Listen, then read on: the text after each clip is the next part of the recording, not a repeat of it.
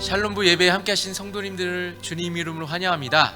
이 시간 다 함께 찬양하시면서 주님께 나아가겠습니다. 찬송가 268장을 찬양하시겠습니다.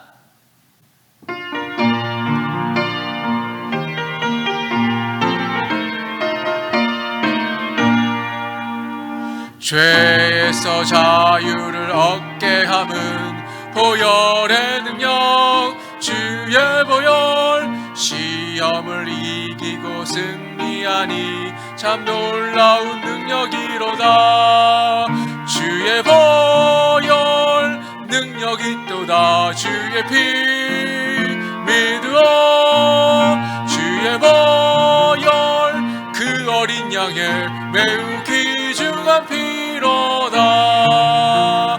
육체의 정욕을 이길 힘은 보혈의 능력, 주의 보혈 정결한 마음을 얻게 하니 참 놀라운 능력이로다. 주의 보혈 능력이 있도다. 주의 피 믿으어 주의 보혈 그 어린 양의 매우 귀중한 피로다.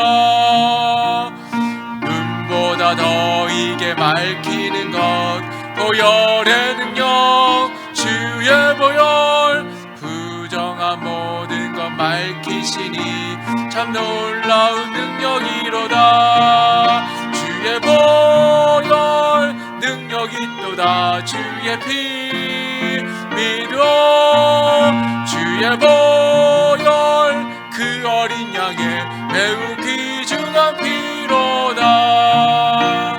구주의 복음을 전할 제목 보혈의 능력, 주의 보혈 날마다 나에게 찬송 주니 참 놀라운 능력이로다. 주의 보혈 능력이 있도다. 주의 피 믿어 주의 보혈 그 어린 양의 매우 귀중한 피로다. 아멘. 계속해서 찬송가 250장을 찬양하시겠습니다.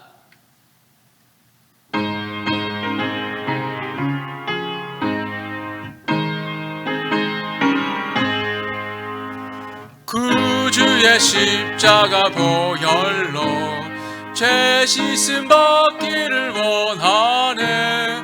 내 죄를 씻으신 주 이름 찬송합시다. 찬송합시다. 찬송합시다. 내 죄를 씻으신 주 이름 찬송합시다. 죄악을 속하여 주신 주 내 속에 들어와 계시네. 십자가 앞에서 주 이름 찬송합시다. 찬송합시다. 찬송합시다. 내 죄를 씻으신 주 이름 찬송합시다. 주 앞에 흐르는 생명수 날 씻어 정하게 하시네. 내 기쁨 정성을 다하여 찬송합시다. 찬송합시다. 찬송합시다. 내 죄를 씻으신 주 이름 찬송합시다. 내 주께 회개한 영혼은 생명수 가운데 젖었네. 흠없고 순전한 주 이름 찬송합시다. 찬송합시다. 찬송합시다. 내 죄를 씻으신 주 이름 찬송합시다. 아멘. 이어서 찬송가 270장을 찬양하시겠습니다.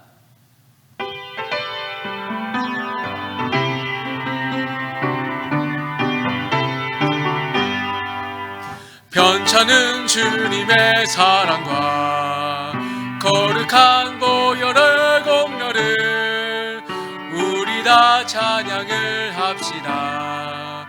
주님을 만나볼 때까지 예수는 우리를 깨끗게 하시는 주시니 그의 피 우리를 눈보다 더 희게 하셨네.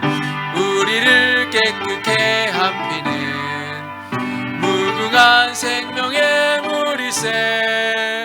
생명의 구원을 받은 자 하나님 찬양을 합시다. 예수는 우리를 깨끗게 하시는 주시니 그의 피 우리를 눈보다 더 희게 하셨네. 주님의 거룩한 보혈을 날마다 입으로 간증해 담대히 싸우며 나가세. 천국에 들어갈 때까지 예수는 우리를 깨끗게 하시는 주시니 그의 피 우리를 눈보다 더 희게 하셨네. 십자가 단단히 붙잡고 날마다 이기며 나가세. 머리에 면류관 쓰고서 주 앞에 찬양할 때까지 예수는 우리를 깨끗게 하시는 주시니 그의 피 우리를 눈보다 더 희게 하셨네. 이 시간 다 함께 통성으로 기도하시겠습니다. 주님의 은혜로 지난 학기 동안 샬롬부 예배를 드리고 여기까지 오게 하신 줄로 믿습니다. 이 시간 성령 충만 허락하시고 정갈한 마음을 허락하여 주시사 샬롬부 예배 가운데 임재하셔서 종강 예배 가운데 하나님의 기쁨을 누리고 은혜 받는 귀한 시간 허락해달라고 위에서 다 함께 통성으로 기도하시겠습니다. 기도합니다. 살아계신 주님 감사합니다. 주님의 은혜 가운데 지난 학기 동안 샬롬부 예배를 온라인으로 예배드리고 또 온라인으로 또 목장 예배드리게 하게 하신 줄 믿습니다. 이 시간 종강 예배를 드립니다. 하나님께서 임재하여 시고 종강 예배 가운데 하나님의 은혜를 허락하여 주시옵소서. 무엇보다 더 정결한 마음을 주님께 나아가기 원합니다. 하나님 모든 순서 가운데 주님께서 임재하여 주시고 특별히 우리 샬롬부 식구들 가운데 육체의 연약한 가운데 있는 우리 성도들을 붙잡아 주시다 회복하게 하여 주시고 치료받을 수 있는 그런 은혜의 시간 허락하여 주시옵소서. 주님 정결한 마음 허락하여 주시고 하나님만 바라보고 나아가는 귀한 시간이 될 수 있도록 은혜 허락하여 주시옵소서. 오늘 간증과 특성과 또 모든 말씀 가운데 주님께서 함께하여 주시사 하나님께 나아가는 복된 시간이 될 수 있도록 하나님께서 함께하여 주시옵소서. 금년 2022년도 봄학기를 보내면서 그동안 샬롬부 할머니, 할아버지들인 우리들에게 베풀어 주신 하나님 아버지의 극진하시고 한없는 사랑을 생각하면서 하나님 아버지께 영광과 감사를 올려드립니다. 우리들의 몸과 마음이 상처와 고통 속에 있을 때에도 하나님 아버지께서 언제나 그랬듯이 변함없는 사랑으로 우리들을 위로하시며 고쳐주시며 새롭게 해주심에 진심으로 감사를 드립니다. 우리들이 하나님 아버지를 떠나 홀로 있을 때라도 말씀과 사랑으로 우리들을 다시 찾아와 주시고 함께 동행하여 주셨음을 깨닫고 영광과 찬양 그리고 감사를 올려드립니다. 우리나라 새 대통령 선거나 우크라이나 전쟁 소식 등을 들으며 살아온 세월의 험난함을 체험한 우리 샬롬부 성도들에게 금년 봄학기 동안에 하나님 아버지의 말씀으로 우리 마음의 평화와 소망과 기쁨 그리고 용기를 넣어 주셨으며 우리들이 몸을 가볍게 움직이며 살면서 만족함과 감사도 넘치도록 해 주셨음에 우리 하나님 아버지께 진심으로 감사를 올려드립니다.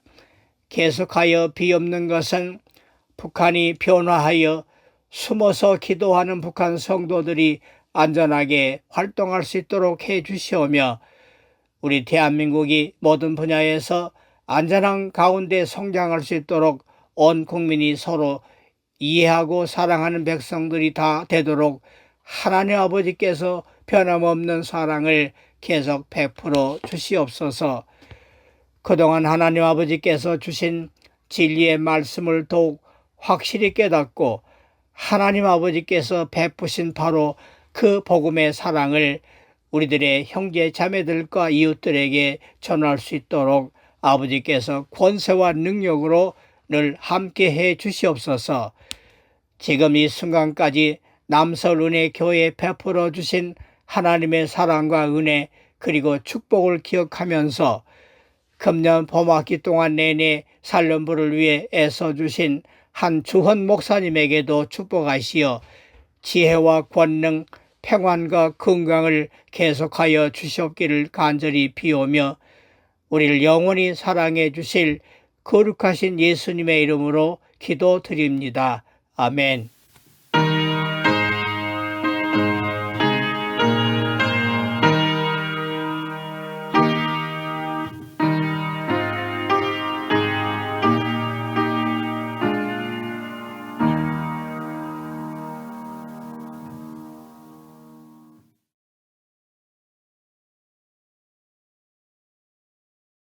안녕하세요.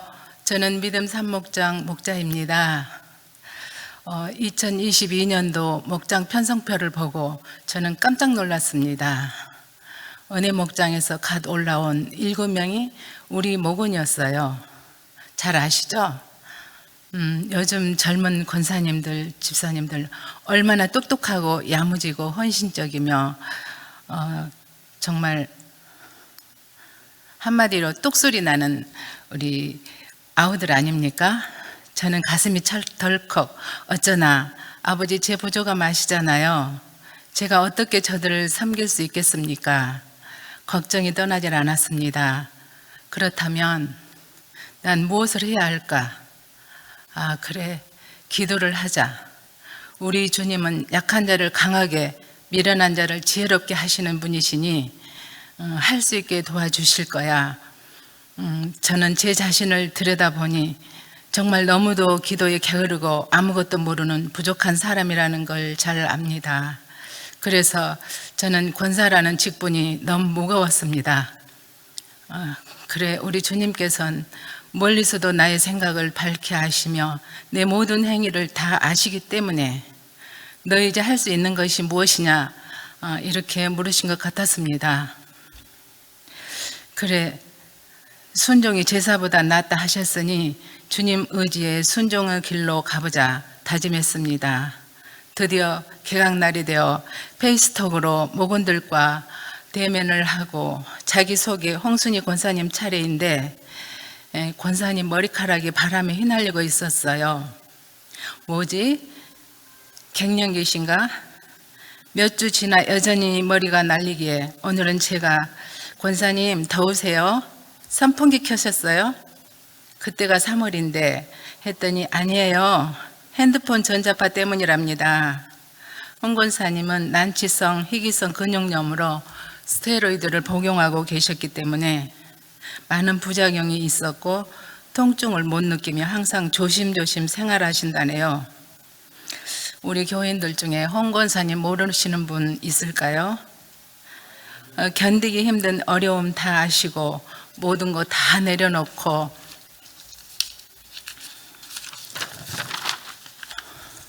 꼭 붙들고 있는 건 오직 우리 주님밖에 없는 것 같았습니다. 어려운 상갓집, 위로가 필요한 곳에 언제나 그곳에 앉아있는 뒷모습이 아름다운 여인을 어찌 우리 주님 사랑하지 않겠습니까?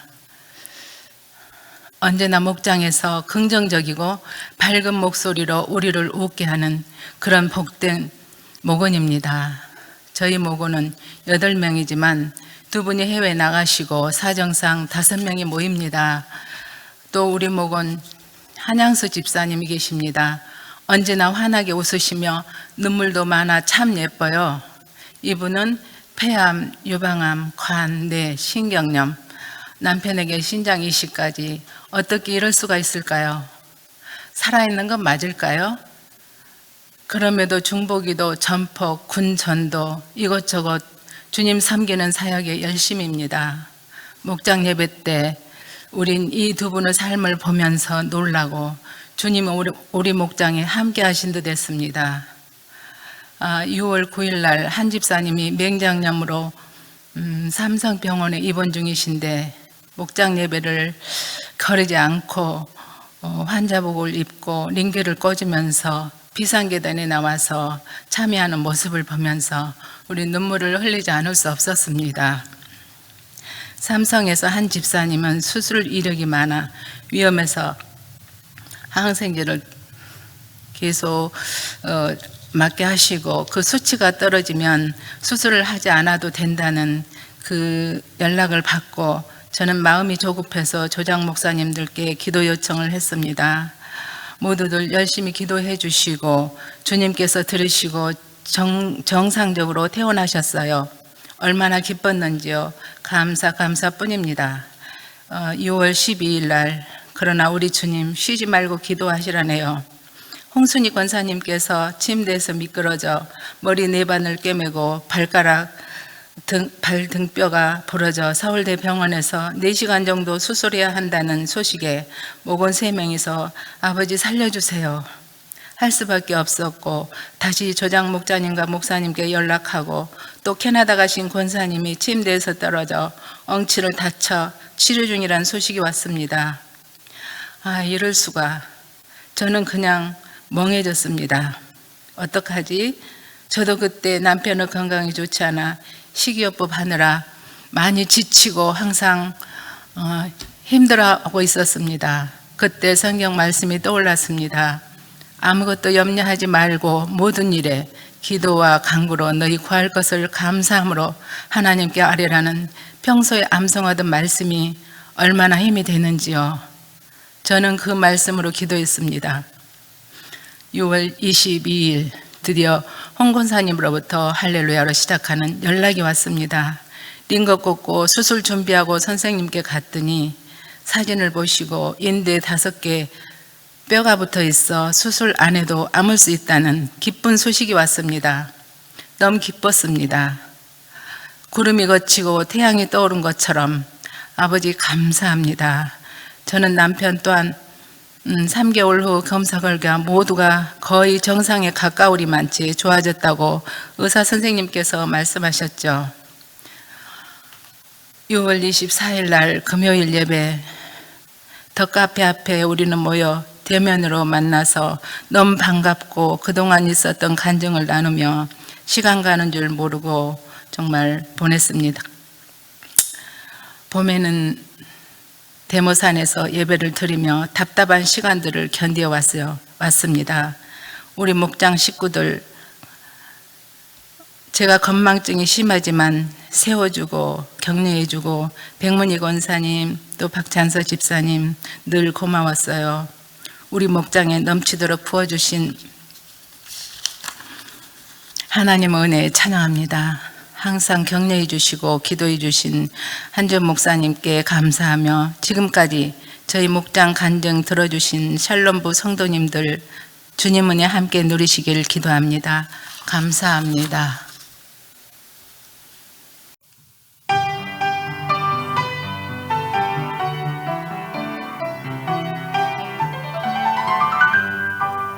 다 찬양하여라 전능왕 창조의 주께 내오나 주 찬양 평강과 구원의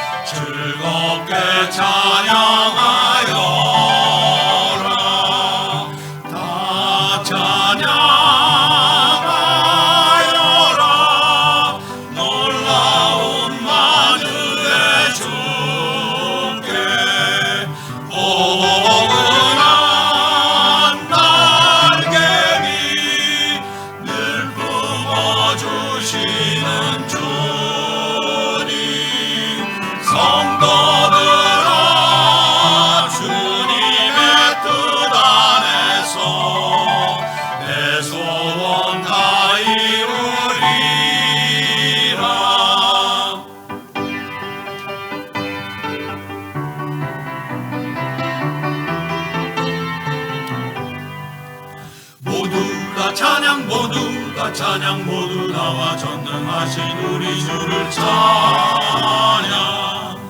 모두 다 찬양 모두 다 찬양 모두 나와 전능하신 우리 주를 찬양.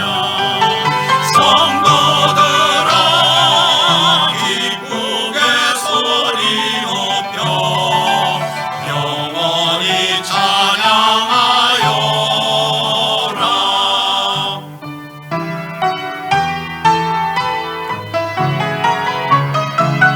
다 찬양하여라.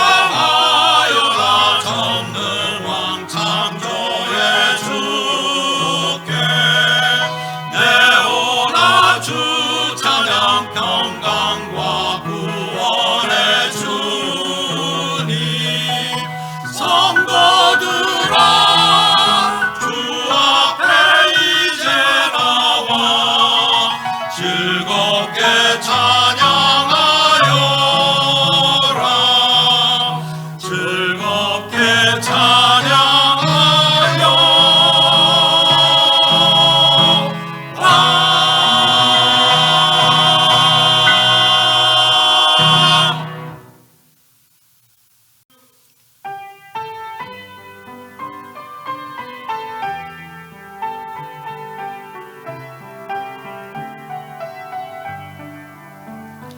여기에 모인 우리 주의 은총 받은 자여라. 주께서 이 자리에 함께 계심을 믿노라. 언제나 주님만은 찬양하며 따라가리니. 시험을 당할 때도 함께 계심을 믿노라. 이 믿음 더욱 굳세라. 주가 지켜주신다. 모든 밤에도 주의 밝은 빛 인도하여 주신다. 주님이 뜻하신 일 헤아리기 어렵더라도 언제나 주 뜻 안에 내가 있음을 아노라. 사랑과 말씀들이 나를 더욱 새롭게 하니. 때로는 넘어져도 최후 승리를 믿노라. 이 믿음 더욱 굳세라. 주가 지켜주신다. 어두운 밤에도 주의 밝은 빛 인도하여 주신다. 어두운 밤에도 주의 밝은 빛 인도하여 주신다.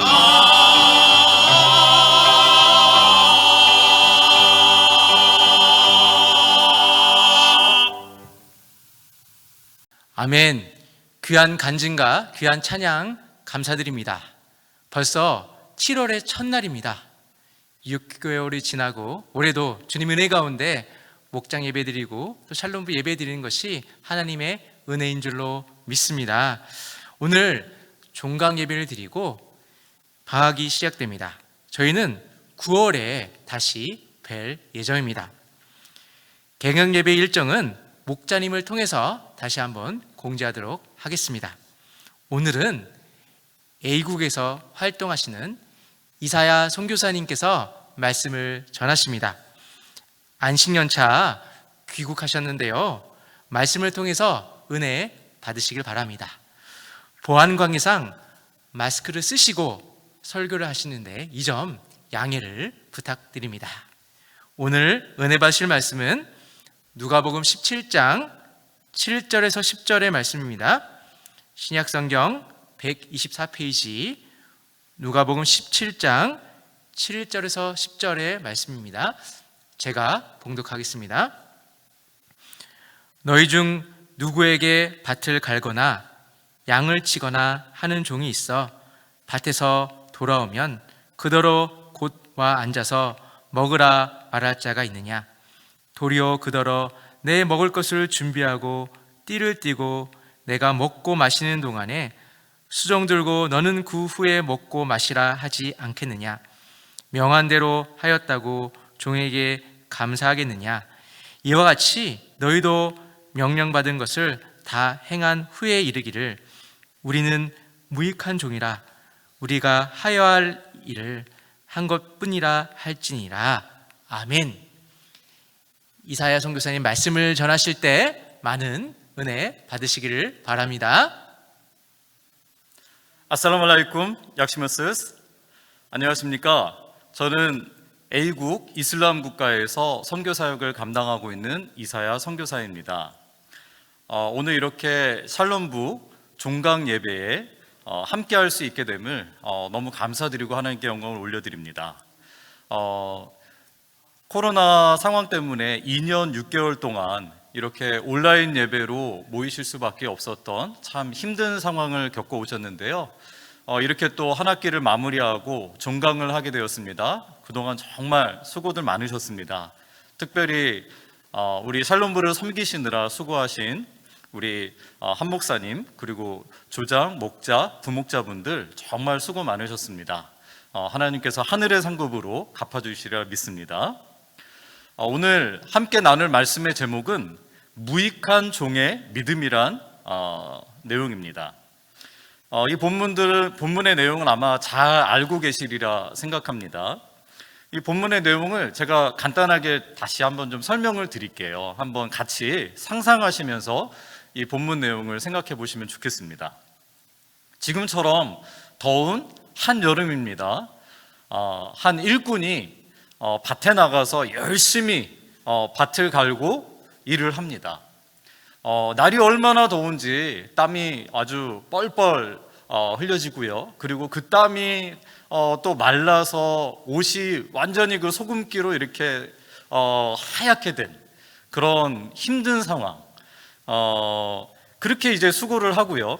이제 해가 뉘엿뉘엿 저물어 갈 때 그제서야 이제 농기구를 어깨에 털썩 메고 이제 터벅터벅 지친 발걸음으로 집으로 돌아갑니다. 자, 이 일꾼이 지금 이 상황 가운데 기대하고 있는 것은 어떤 것일까요? 아마도 너무 갈증이 나고 지치고 덥고 힘들고 배고프고 그래서 아마 집에 돌아가면요 바로 이제 냉수 한 사발 벌컥벌컥 들이켜 마시고 그리고 시원하게 이렇게 냉장고에 넣은 수박 이렇게 한 통 썰어서 이렇게 먹을 것 같고요. 그리고 등목이라도 하고 샤워라도 하고 그 다음에 이제 허기진 배를 달래기 위해서 식사를 하고 싶겠죠. 그리고는 아마 정말 세상 편하게 잠을 자고 싶을 것입니다. 그런데 이 본문에 나온 이 일꾼이 겪게 될 상황은요 전혀 그렇지가 않습니다. 이 일꾼은요 집으로 그렇게 들어갔는데 그를 기다리고 있는 것은 시원한 냉수, 어떤 시원한 샤워, 어떤 수고했다는 인정과 칭찬 이런 것이 아닙니다. 주인이 갑자기 버럭 소리를 지릅니다. 야 이놈아, 배고파 죽겠는데 왜 이제 온 거니? 그러면서 주인이 이 일꾼을 다그칩니다. 얼른 가서 밥상 차려와. 주인의 이 호통에 이 일꾼은 허겁지겁 손만 씻고는요 그리고는 밥상을 차려서 주인 앞에 대령을 합니다. 그렇다고 해서 자기가 쉴 수 있는 것도 아니에요. 주인 옆에 서서 저녁 식사 시종을 들어야 합니다. 주인이 야 반찬 이것 좀 더 떠와라. 그러면 이제 반찬도 가져와야 되고요. 그리고 냉수 한 컵 더 떠와라. 그러면 이제 냉수도 떠와야 되고요. 주인이 식사를 다 마친 뒤에야 밥상을 치우고 그제서야 자기가 자기 일을 할 수 있는 겁니다. 이제야 쉴 수 있는 거예요. 이 상황을 생각해 보면 너무 억울하지 않을까요? 이 일꾼은 자기의 수고를 인정받지 못합니다.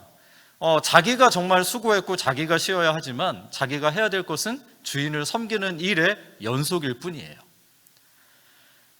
이 성경 말씀에는요, 예수님은 이렇게 말씀하십니다. 10절 말씀 보면 이와 같이 너희도 명령받은 것을 다 행한 후에 이르기를 우리는 무익한 종이라 우리가 하여야 할 일을 한 것뿐이라 할지니라. 이 말씀에 아멘이 나오기는 참 쉽지 않은 것 같아요. 저는 이 말씀을 전도사 시절부터 계속 하나님께서 저에게 이렇게 계속 들려주셨던, 마음에 콕콕콕콕 이렇게 찍어주셨던 말씀입니다. 그래서 머리로는 알겠어요. 그래, 무익한 종으로 섬겨야지, 이건 알겠는데요, 정말 하여야 할 일을 한 것뿐입니다 라고 인정받지 못해도, 칭찬받지 못해도, 쉬지 못해도 어떻게 이렇게 고백할 수 있을까? 이 부분에 대한, 스스로에 대한 질문과 도전이 끝이 없었어요. 이 본문의 내용을 가지고 한번 같이 생각해 보았으면 좋겠습니다. 어떻게 하면 이 무익한 종의 고백을 우리도 할 수 있을까? 답을 한번 생각해 보면요, 정말 아무 생각이 없는 사람이라면 정말 아무 생각 없이 이렇게 섬길 수 있을 것 같아요. 그리고 원래 인격이 훌륭한 사람이라면 그럼요, 네, 기꺼이 섬길 수 있습니다, 이런 마음으로도 섬길 수 있겠죠. 아니라면 뭔가 의지할 것이 있는 사람, 지금의 상황이 다가 아니라 뭔가가 더 있다라고 믿는 사람은 이 상황을 이겨낼 수도 있을 거란 생각이 듭니다. 여러분은 어떻게 생각하십니까? 예수님이 말씀해 주셨기 때문에 저희가 찾아야 할 답은 아마도 마지막 답변이 아닐까 싶습니다. 무언가 의지할 것이 있어서, 이것을 우리는 믿음이라고 표현할 수 있겠죠. 그렇다면 이 믿음은 무엇을 믿는 믿음인가에 대해서 우리가 한번 생각을 해봐야겠죠. 본문에서 예수님께서 말씀해 주신 내용은요, 너희도 명령받은 것을 다 행한 후에 이르기를 우리는 무익한 종이라 우리가 하여야 할 일을 한 것뿐이다 라고 이제 예수님이 설명해 주셨어요. 그렇다면 우리가 마땅히 하여야 할 일이 있다라는 것에 대한 믿음이 필요하겠죠. 마땅히 해야 할 일이 있다, 이거는 누군가는 반드시 해야만 하는 일입니다. 그리고 우리에게 적용을 한다면 지금 여기에 서 있는 우리에게, 나에게 명령하신 그러한 일이 있다라는 거죠. 이것은 나에게 주어진 일입니다. 우리는 사명이라고 표현할 수 있겠죠. 그리고 그 다음 더 나아가 생각해 본다면 이 일을 명령하신 분이 있다라는 거죠.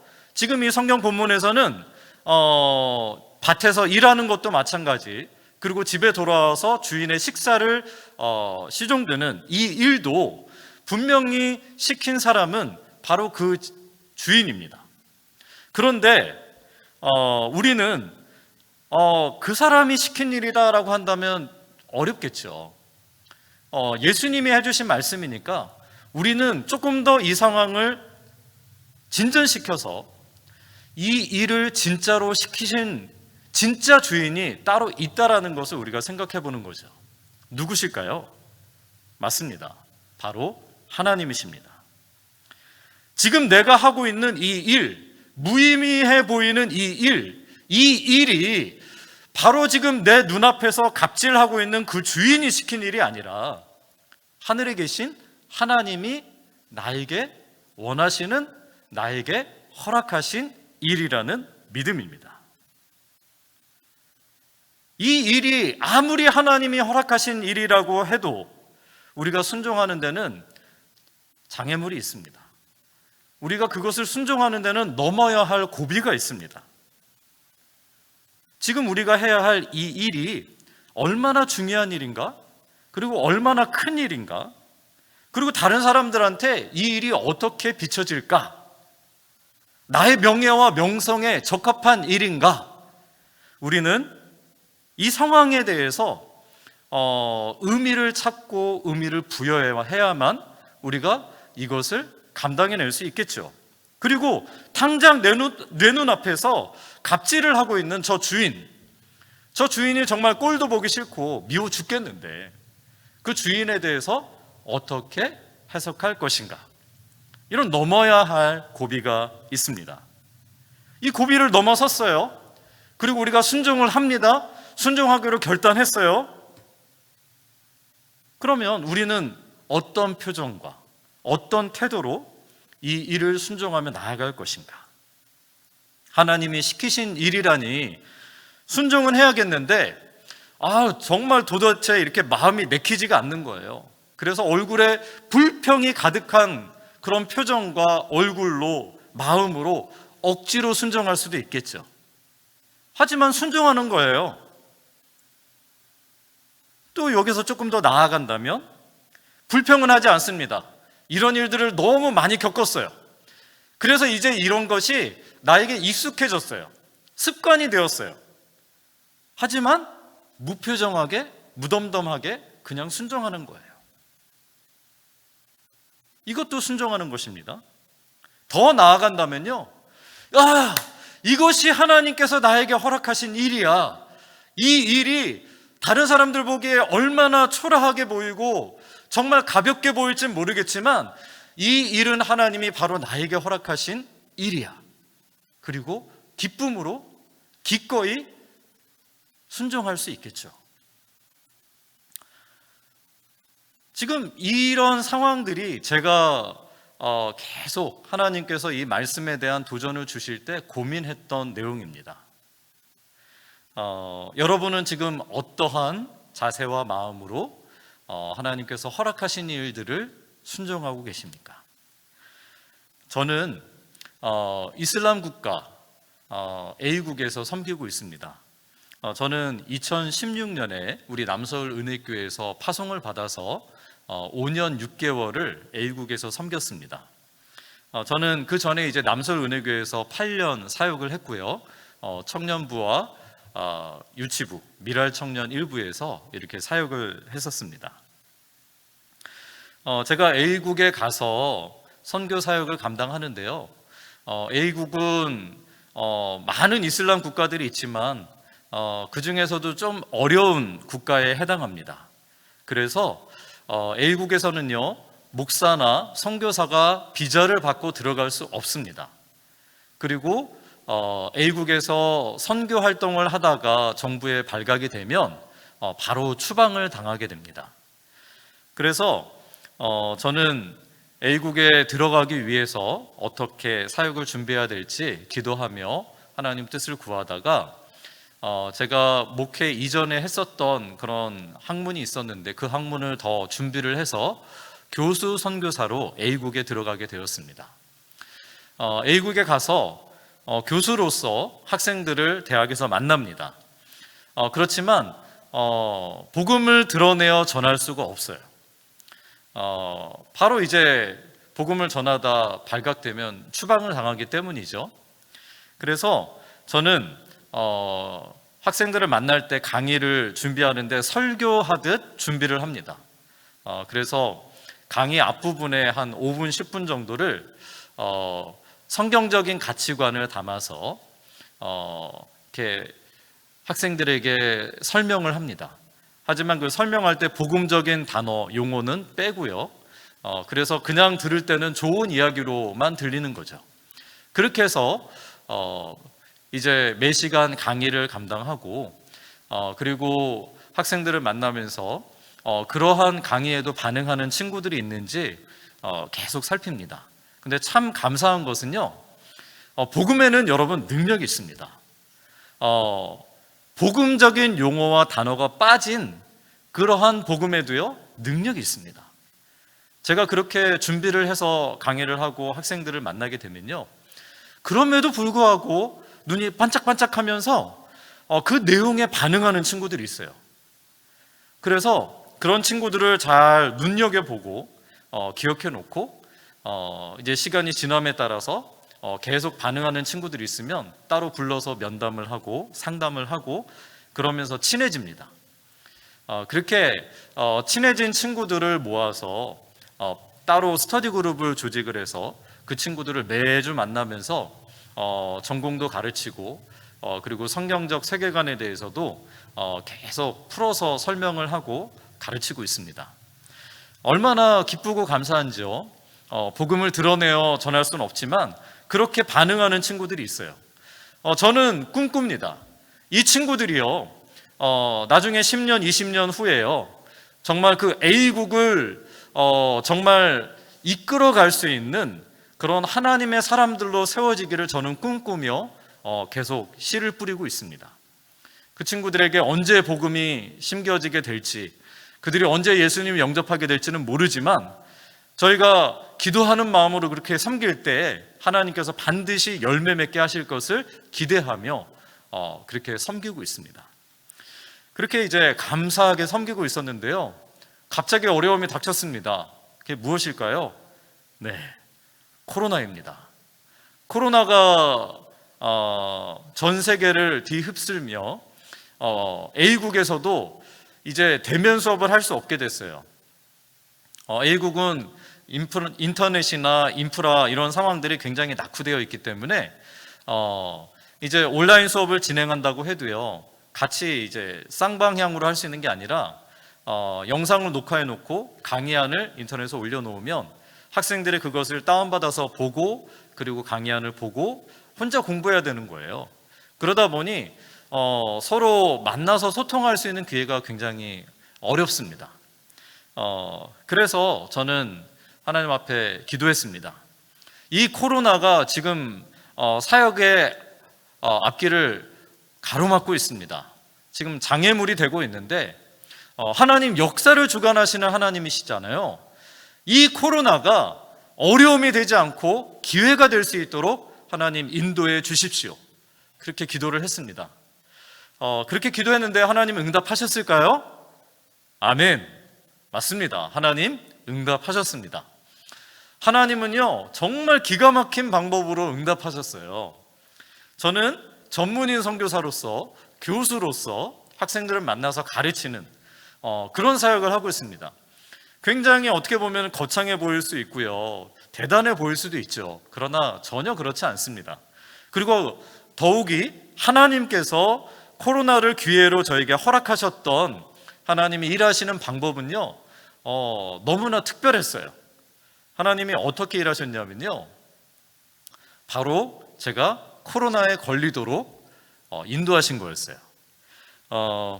제가 너무 감사하게 생각하는 것은 3년 전에 제가 이제 코로나에 걸려서 어려움이 있다라는 소식이 우리 남솔은혜교회에 전해졌고, 그래서 온 성도들이 함께 기도해 주셨다라고 저는 이렇게 잘 들었습니다. 그리고 그 기도의 덕분에 큰 어려움 없이 정말 그 고비를 잘 넘겼습니다. 너무너무 감사했습니다. 이 자리를 빌어서 다시 한번 감사의 말씀을 드립니다. 저는 코로나에 그렇게 한 번 정도 걸린 게 아니라요, 코로나를 3번 걸렸습니다. 제가 있는 A국에서도요, 현지인들조차도 이 코로나에 3번 걸린 사람은 만나본 적이 없어요. 그래서 제가 외국인인 제가 3번 걸렸다고 하니 현지인들도 정말 얼마나 긍휼의 눈빛으로 저를 바라보는지 정말 민망할 정도였습니다.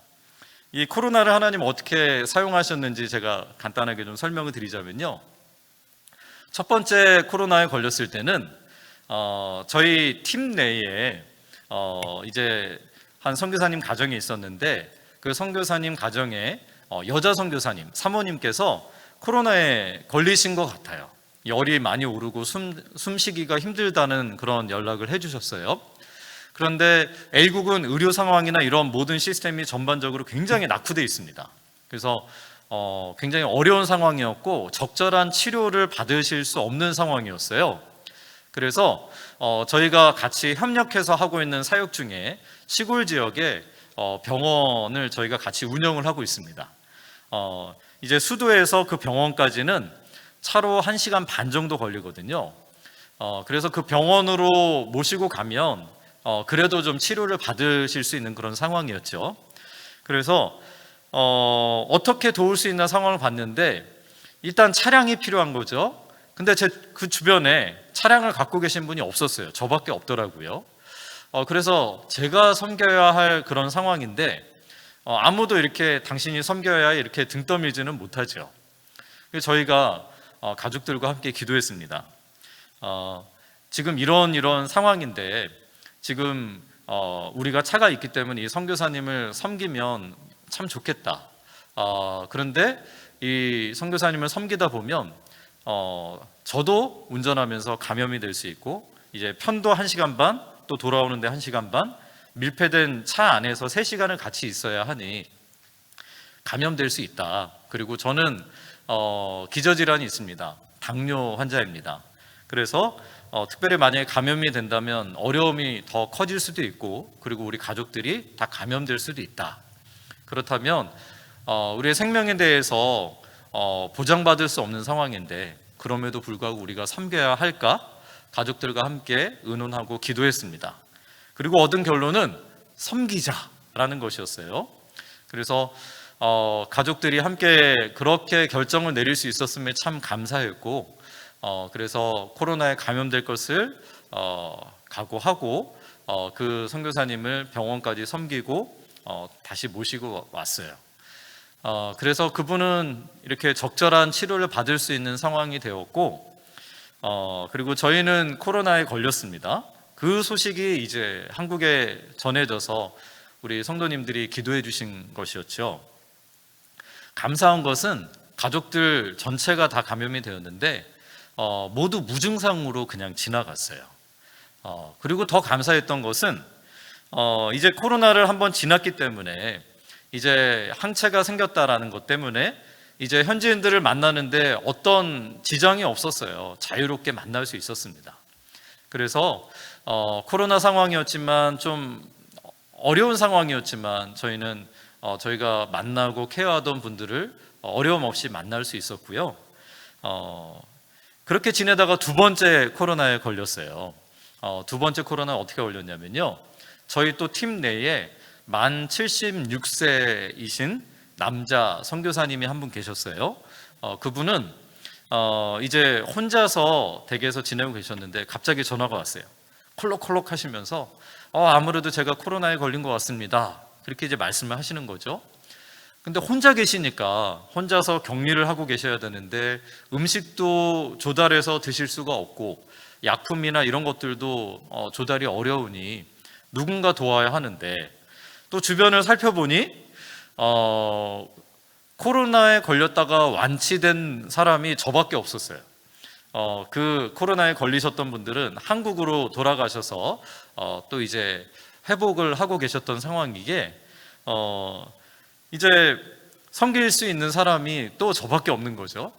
그래서 이것도 하나님 주신 기회겠다 생각을 하면서 이제 완치를 받았으니 그 전보다는 조금 더 덜 두려운 마음으로 이제는 짐을 다 챙겨가지고 아예 그분 댁으로 들어가서 그분을 섬겼습니다. 이제 아침 저녁으로 계속 이제 체온을 체크하고 산소 포화도로 측정하고 그리고 한국 의료진들과 소통하면서 원격으로 적절한 필요한 조치들을 이렇게 취할 수 있도록 그렇게 하면서 그 선교사님이 잘 회복하셨어요. 그리고 마찬가지로 저도 이제 코로나에 다시 걸릴 것도 각오하고 이제 들어갔었던 것이지만 혹시 안 걸리게 해주시진 않을까 이런 생각도 있었지만 코로나에 또 감염이 되었습니다. 첫 번째 걸린 거는 오리지널 알파였고요. 두 번째는 델타였어요. 그래서 코로나에 감염이 됐는데 참 희한한 것은 하루 굉장히 아팠어요. 열이 나고 정말 숨쉬기도 힘들고 어려운 상황들이 있었는데 이 상황을 겪으면서 정말 이렇게 하나님 불러가실 수도 있겠구나 생각을 하며 기도하고 약 먹고 이렇게 잠을 잤는데 다음날 일어났더니 깨끗이 나은 거예요. 증세가 하나도 없고요. 후유증만 남았어요. 냄새를 못 맡고 그리고 음식 맛을 못 보는, 그리고 그 브레인 포그라고 하죠. 이제 좀 어지럽고 기억력이 가물가물하고 그러한 후유증만 이제 한 달 반 정도 그렇게 겪었습니다. 그렇게 코로나를 겪고 2번을 겪었죠. 그러고 나니 이제는 정말 두려울 게 없었어요. 정말 자유롭게 현지인들을 만나면서 정말 코로나에 제약 없이 마음껏 사역을 할 수 있었습니다. 그러다가 이제 3번째 코로나에 걸리게 됐습니다. 이제 올해 안식년을 나오게 되면서 원래는 1월에 한국으로 들어올 예정이었어요. 항공권도 다 사놓았고, 그리고 이제 짐도 다 싸놓았고, 이제 비행기를 타기 48시간 전에 이제 PCR 검사를 해야 되는데 그 결과가 양성이 나온 거예요. 아내와 저 그리고 막내 아들 3명이 한국으로 나오기 위해서 검사를 받았는데 아내와 저는 양성이 나오고 저희 막내 아들은 음성이 나왔습니다. 당시 저는 그냥 목이 살짝 간질간질할 정도였고요. 아내는 조금 이제 기침을 할 정도였어요. 근데 정말 감기 증세로도 생각할 수 없는 그런 상황이었는데 양성이 나오니 처음엔 너무 당황이 되더라고요. 그런데 코로나 2번을 겪으면서 3번째 겪게 되면서 이제 생기게 된 마음이 또 하나님 주신 생각이 무엇이었냐면 우리가 기도했던 대로 코로나를 통해서 위기가 아닌 기회가 될 수 있도록 기도했었는데 하나님이 그렇게 응답을 해주셨거든요. 그래서 이 3번째 코로나에도 무엇인가 하나님 일하심이 있을 거다라는 기대가 생겼어요. 그래서 굉장히 당황스럽고 처리해야 될 일들은 많이 있었지만 그 모든 것들을 이제 접어두고 하나님 무엇을 원하시고 무엇을 기대하실까 이렇게 찾아보면서 기도를 했습니다. 그때 하나님께서 마음에 주신 것이 제가 계속 섬겨왔었던 제 차량을 정비해 주던 무슬림 형제가 있었습니다. 그 형제 가정이 떠오르는 거예요. 그래서 이번에는 이 형제를 잘 섬겨야겠구나. 코로나에 걸렸기 때문에 항공권은 한 달 뒤로 미뤘고요. 한 달 동안 A국에 다시 남아서 그 형제들을 섬길 수 있는 그런 기회가 생긴 것이라 생각했습니다. 그래서 이제 그 가정을 잘 섬기기 위해서 기도하며 어떻게 접근할까 마음에 기도하며 준비하고 있었죠. 근데 이제 그 형제가 먼저 저희 가정을 섬기기 위해서 와 주었고 이사를 여러 가지 도와줘야 하는 상황이 있었는데 그 형제가 이제 차량으로 저를 도와주면서 이런 이야기를 했어요. 그 형제가 저를 형이라고 부릅니다. 형, 어떻게 형한테는 이런 일이 있을 수 있어? 현지인들도 코로나 그렇게 많이 걸리지 않는데 형은 코로나 3번이나 걸렸고, 그리고 지금 이 코로나 때문에 한국에 나가지도 못하고 지금 처리해야 될 이런 복잡한 상황들이 있는데 어떻게 이럴 수가 있는 거야? 형 인생은 왜 이래? 이렇게 대신 불평을 해주는 거예요. 저는 대답을 했습니다. 근데 사실 나는 이게 힘들지 않아. 내가 이 상황을 겪으면서 기도했었는데 하나님이 나에게 주신 마음은 이 A국에 남아서 할 일이 있기 때문에 나를 남기신 것이고, 그리고 그 일을 할 수 있도록 내가 코로나에 걸렸지만 나는 지금 아프지 않아. 그래서 이거는 정말 남은 일을 하라는 메시지로 나는 생각을 했어. 그랬더니 그 형제가 저한테 이렇게 이야기를 합니다. 형은 녹색이야. 색깔을 이야기하는 거예요. 녹색? 그게 무슨 말이니? 그랬더니 녹색은 생명을 뜻하는 거지. 형은 아무리 이렇게 힘들고 절망적인 상황이라 할지라도 낙심하는 걸 보지 못한 것 같아. 형은 정말 항상 긍정적으로 생각하는 것 같아. 라고 이야기를 하는 거예요. 그래서 저는 너무너무 감사했어요. 왜냐하면 이 A국에서는요 직접 복음을 전할 수 없습니다. 복음을 전할 수 있는 유일한 방법은요 우리의 삶을 통해서, 복음적인 삶을 통해서 그들이 저 사람은 왜 우리랑 다르지? 그리고 우리한테 물어올 때 우리가 답할 수 있어요. 당신은 어떻게 그렇게 다르게 살 수 있습니까? 우리는 예수님을 믿기 때문에 그래요. 그래요? 예수가 누구예요? 라고 물어와야 저희는 예수님에 대해서 설명해 줄 수 있습니다. 그들이 물어올 때 우리가 대답하는 거는요, 불법이 아니에요. 이거는 포교 활동이 아닙니다. 그래서 야, 너무나 좋은 기회가 왔다. 역시 하나님의 계획이 있었구나. 그러면서 그 형제에게 대답을 했습니다. 사실은 네가 질문을 했으니 내가 대답을 해줄게. 애국에 남아서 해야 할 일이 있다라고 생각을 했는데 우리가 기도하면서 하나님께서 주신 마음은 바로 너희 가정을 섬기는 거였어 라고 대답을 해줬죠. 그런데 이거는 무슨 의미가 있냐면 우리가 대단한 사람이어서가 아니라 하나님이 너희 가정을 사랑하고 품고 계시기 때문에 우리한테 그런 마음을 주신 거야. 하나님은 너희 가정을 사랑하셔 라고 설명해 줄 수 있었어요. 그 전에도 이제 몇 번 복음을 전했습니다. 왜냐하면 너무 친하니까 저를 신고하거나 고발할 수는 없으니까 그것을 믿고 이제 여러 번 복음을 전했었는데 복음에 대해서 반응하지 않았었어요. 이번에는 조금 더 풀어서 설명을 하면서 대화를 했죠. 물론 이제 그때 예수님을 영접하지는 않았습니다. 그러나 굉장히 이렇게 심경의 변화가 있는 걸 느꼈어요. 저희는 한 달 동안 그 형제 가정을 집중적으로 섬겼고요. 특별히 딸 둘이 있는데 그 딸들이 굉장히 어려운 상황 중에 있었습니다. 그 딸들을 또 집중적으로 섬기면서 사랑을 쏟아 부어줬어요. 그러고는 저희가 한국으로 들어왔습니다. 근데 너무 감사한 거는요, 얼마 후에 A국에서 연락이 왔어요. 저희가 함께 그 가정을 섬기고 있는 선교사님이 연락을 주신 건데 본인이 섬기고 있는 현지인 크리스찬이 그 형제를 만나서 복음을 전했는데 그 형제가 예수님을 구주로 영접했다라는 것입니다. 할렐루야. 얼마나 기뻤는지요. 그 소식을 듣고는요, 정말 이루 표현할 수 없는 기쁨과 감사와 감격이 있었어요. 하나님 정말 감사합니다. 정말 이 코로나가 기회가 되게 해달라고 기도했었는데 하나님께서 이 코로나를 통해서 한 영혼을 구원받게 하셨어요. 하나님께서 저희 가정을 통해서 사용하신 거는요, 저희가 교수 선교사라고 해서 학문을 전하면서 뭐 이렇게 이런 일을 통해서 하는 게 아니라요, 정말 제가 자랑할 수 없는 정말 어떻게 보면 좀 창피할 수 있는 코로나라는 질병, 이것을 통해서 하나님께서 영혼을 구원하시는 놀라운 일을 행하신 거예요.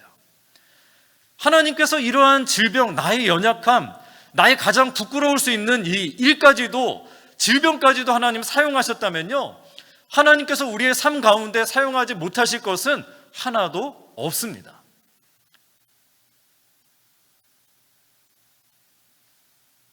이 일을 통해서요, 저는 5년 6개월 동안 저희가 한 텀을 A국에서 섬기면서 과연 어떤 열매가 있었을까? 우리가 사역을 제대로 한 것일까? 정말 하나님께서 이걸 기뻐하실까? 다음 사역은 어떻게 해야 될까? 이런 기도와 고민으로 가득 차 있었던 시기에 하나님께서 그래, 이사야야, 너희 가정이 헛되게 수고하지 않았어. 너희가 많은 것으로 수고했지만 정말 너가 기도했던 것처럼 이 코로나가 기회가 되게 해달라고 했을 때 내가 이 코로나를 통해서 너의 사역을 받았다, 그리고 한 영혼을 받았다 라는 메시지로 저희에겐 받아들여졌어요. 그래서 이제는 너무 마음이 평안해요. 우리가 그 다음 사역을 준비할 때 어떤 전략과 어떤 준비가 있어야 하고 막 이런 것에 대해서 막 고민하고 있었는데, 중요한 것은 그냥 하나님께서 세우신 그 자리에 그냥 무익한 종으로 섬기며 나아갈 때 하나님은 하나님 나라를 세우시고 하나님께서 예비하신 영혼을 만나게 하시고 그 영혼을 구원하신다라는 것이었습니다. 할렐루야. 이 무익한 종에 대한 말씀이 정말로 저에게 구체적으로 열매 맺혀진 귀한 경험이었습니다. 사랑하는 샬롬부 성도 여러분, 지금 코로나 2년 6개월을 겪으면서 지금 오프라인으로 모이지도 못하고 온라인으로만 모여야 하는 이 답답한 상황, 얼마나 힘드셔요. 그러나 하나님께서는요, 이 힘든 상황도 역사를 주관하시는 하나님의 능력으로 사용하실 수 있습니다. 우리의 가장 연약함, 심지어 질병까지도 하나님은 사용하실 수 있습니다. 그저 우리가 처해져 있는 상황 가운데 하나님께서 나에게 허락하신 작은 일, 그것이 남들이 보기에는 정말 초라해 보이고 아무도 인정하지 않고 정말 작은 일이라 할지라도 우리가 무익한 종의 마음으로 우리가 마땅히 해야 할 일을 한 것뿐입니다. 우리가 순종하며 나아갈 때요, 하나님은 반드시 열매 맺게 하십니다. 이 무익한 종에 대한 믿음은요, 가장 좋은 본을 보이신 분이 계세요. 누구실까요? 맞습니다. 바로 우리 예수님이십니다. 주님께서는요, 하나님이시지만 우리를 구원하시기 위해서 이 땅에 내려오셨습니다. 그리고 이 땅에 내려오셔서 정말 인정받지 못한 삶을 사시면서 정말 마지막 십자가에 못 박혀 돌아가시기까지 우리를 위한 구원 사역을 하시면서까지 인정받지 못하셨어요. 제자들도 다 도망쳤고요. 심지어 그 십자가 밑에서 사람들은 머리를 흔들고 예수님께 침을 뱉으며 예수님을 조롱하고 모욕했습니다. 그때 주님은요, 주여 저들의 죄를 용서하옵소서, 저들이 하는 바를 알지 못함이니이다. 그들을 용서하셨어요. 그리고 마지막 정말 피 한 방울 물 한 방울 다 쏟으시면서 다 이루었다, 그 사명을 완수하셨습니다. 주님이야말로, 우리 예수님이야말로 진정한 무익한 종의 모범을 보이신 분이십니다.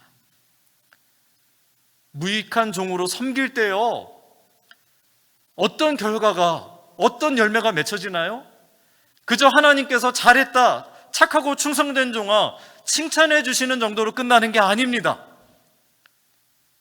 하나님께서는 그 섬김을 통해서, 그게 아무리 작은 일이라 할지라도요, 역사를 주관하신 하나님께서 온 세상을 구원하시고 온 열방을 구원하시고 하나님께서 사랑하시는 한 영혼을 구원하시는 일로, 그 밑거름으로 하나님께서는 사용하십니다.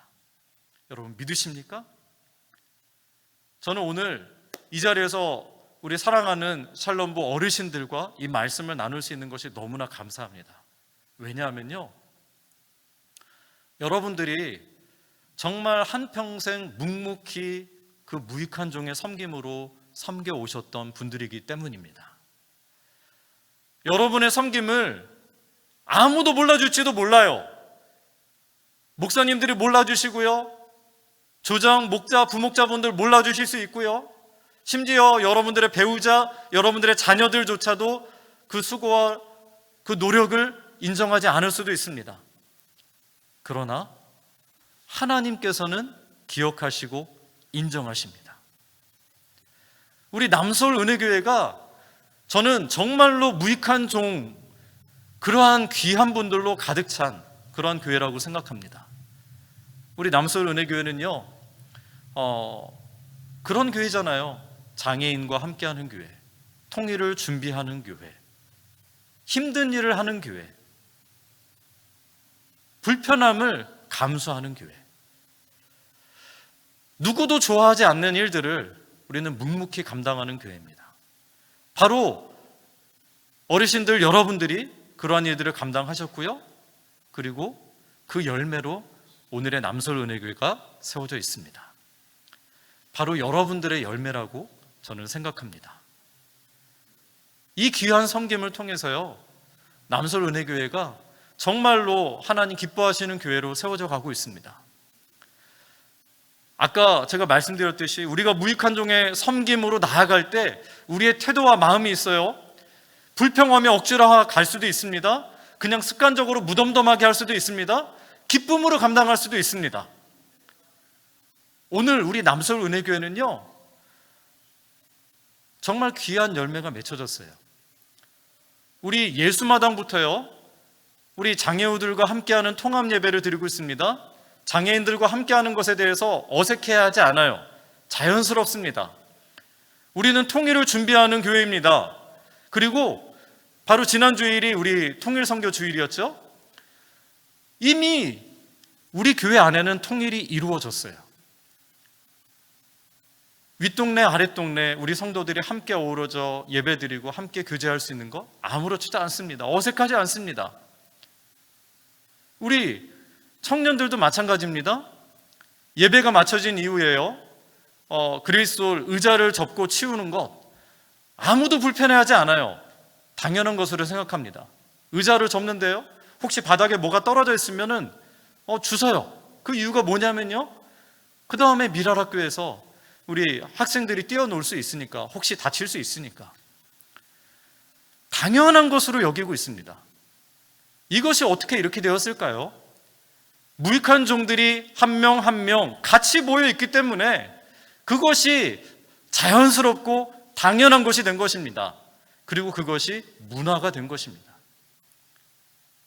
사랑하는 샬롬부 어르신 성도 여러분, 여러분의 섬김, 여러분의 수고, 여러분의 헌신을 통해서 오늘의 이 아름다운 남서울 은혜교회가 세워졌습니다.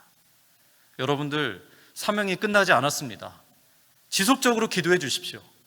우리의 젊은이들이, 우리의 청년들이 앞으로도 이 한국교회의 열방의 교회의 모습은 이런 것이다, 무익한 종의 성김은 이러한 것이다, 교회다운 교회, 건강한 교회는 이런 것이다, 지속적으로 이 성도의 삶, 무익한 종의 마음, 섬김이 당연한 것으로 열방으로 퍼져갈 수 있도록 기도해 주십시오.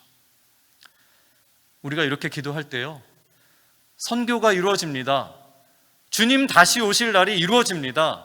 자연스럽게 온 열방에 주님의 사랑으로 복음이 퍼져갈 것입니다. 이제 종강을 하시고 방학을 맞이하시죠. 여러분들 이 방학 기간 동안에 여러분의 육체와 건강, 영혼과 심령이 강건하시기를 정말 기도하겠습니다.